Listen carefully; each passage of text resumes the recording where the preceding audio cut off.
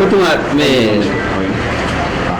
එමතුමා අද මේ ක්‍රිකට් තරගය මේ වගේ ජාත්‍යන්තර තරග පැවැත්වීම ගැන මොකද්ද එමතුමා ඉදිරියට යන්නේ? ඊළඟටම අපේ ක්‍රීඩා අමාත්‍යාංශයේ විදියට සියලු ක්‍රීඩාවන් ප්‍රවර්ධනය කිරීම තමයි අපේ අරමුණ සහ හැම ශේත්‍රයකම අයට ක්‍රීඩා කරන්න අවස්ථාව හදලා දෙන එක තමයි අපේ අමාත්‍යාංශයේ වැඩේ.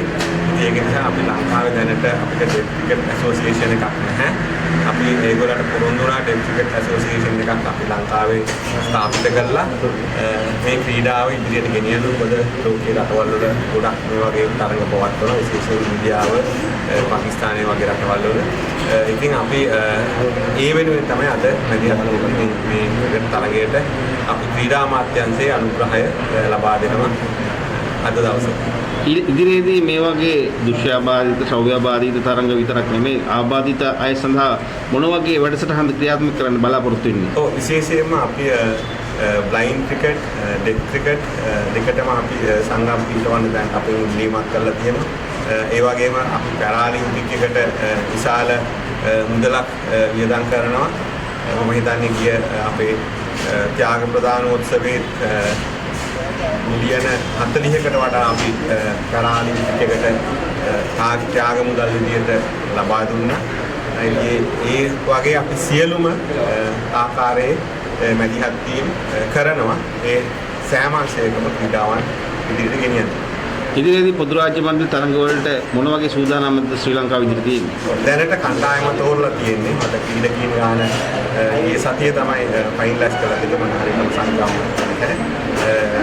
නමුත් අපි සියලු වියදම් දරනවා ඒ පොදු රාජ්‍ය මණ්ඩලයේ ක්‍රීඩා තරඟාවලියට යන ක්‍රීඩකයන්. ඒකත් එක්කම අපිට තවත් ක්‍රීඩකාවකට ඔබතුමා ආරාධනා කරා.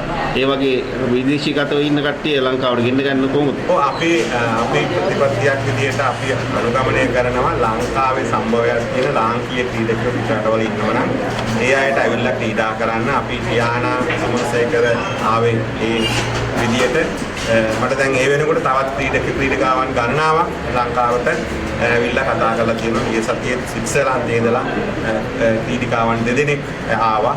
ඒ වගේම ඕස්ට්‍රේලියාවේ පාපන්දු ක්‍රීඩිකාවන් දෙදෙනෙක්ගේ ඉල්ලීමක් තියෙනවා. ඉතින් අපි බලාපොරොත්තු වෙන්නේ අපේ රටේ ක්‍රීඩකීන්ට හානියක් නොවෙන්න අපේ රටේ ක්‍රීඩිකාවන්ට වඩා දක්ෂ අය තමයි අපි ගන්නෙ. මොකද කිසිම හේතුවක් හින්දා අපේ ක්‍රීඩිකාවන් කපලා අයින් කරලා අපි වෙන ක්‍රීඩකයෝ ගන්නෙ නැහැ.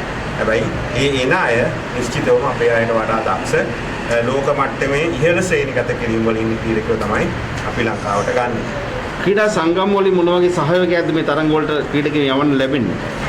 ක්‍රීඩා සංගම් වලින් බොහෝ සංගම් වලින් ලැබෙන සහයෝගය ගොඩක් සෝචනීයයි. තරඟාවලට ක්‍රීඩකයන් තේරීම, වීසා ගැනීම, ටිකට් ගැනීම, තරඟාවලි සංවිධානය කිරීම අතින් සංගම් කිහිපයක් ඇරුණාම ඉදිරි සංගම් සියල්ල තියෙන පිටපසින් හැමදාම දිනපතා අපිට ඉෂුස් හදන දිනපතා ප්‍රශ්න හදන ක්‍රීඩාව ඒ ප්‍රමාණයට වර්ධනය නොකරන තත්ත්වයක තමයි සංගම් වලින් තියෙන්නේ. සරලව කිව්වොත් සංගම් වලින් ලැබෙන සහයෝගය අඩුයි ක්‍රීඩාවේ වර්ධනයට. ඒක තමයි අපිට තියෙන ගැටලුව. සංගම් කිහිපයක් හැර ක්‍රීඩා අමාත්‍යාංශ විදිහට ඒවට මැදිහත් වීම කොයි ආකාරයෙන්ද?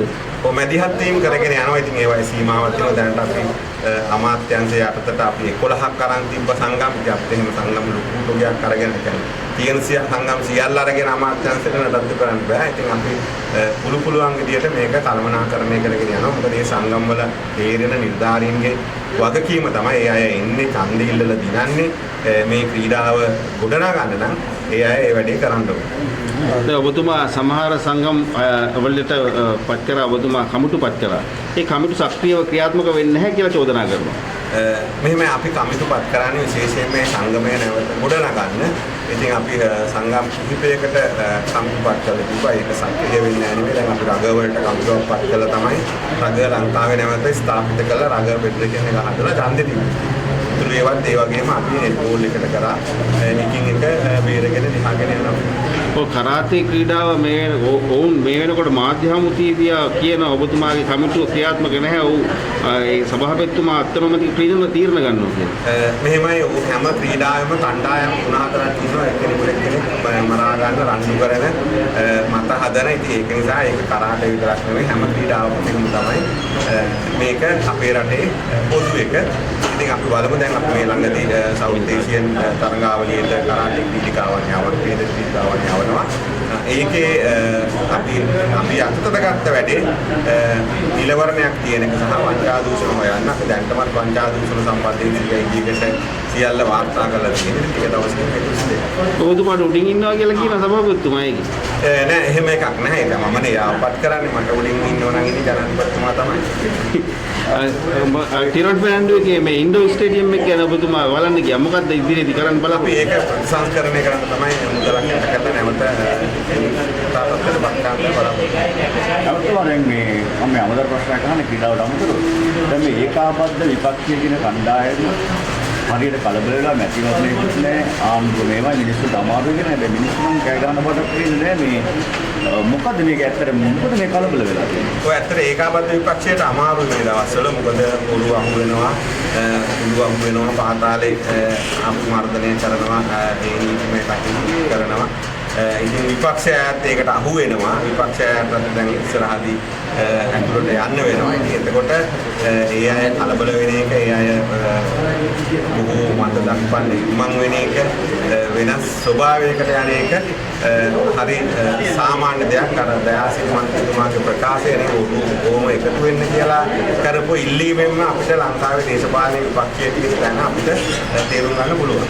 දැන් උන් කලබල වෙලා වගේ අපිට නිකන් කතාවෙන් පේන්නේ මේ අර අධිකරණයේ විසුරුවන්ගේ වාචික සීමාව වැඩි කිරීම මේ වගේ දේවල් වලට විරුද්ධ වෙනවා නේද? ඔව් ඒ විපක්ෂයට වෙන වැඩක් නැහැ. ඉතින් කලබල වෙලා දැන් බය වෙලා ඉතින් ඒ ටික තමයි දැන් අර කරමින් ඉන්නේ. ඒක නිසා මේ අපි ඒක ගැන උත්තර එතුමා දැන් බන්ධනාගාරේ ඔවුන්ගේ කට්ටියක් හැදෙයිද? නෑ මං හිතන්නේ එහෙම කණ්ඩායම් හදන්න බැරි වෙයි. මොකද ඒගොල්ලෝ ඒක බන්ධ ඒ ඔබ අහන ප්‍රශ්නේ සාධාරණ කමකුත් තියෙනකොට ඒක ඇතුලේ ගොඩක් ඒගොල්ලෝ කට්ටිය තමයි.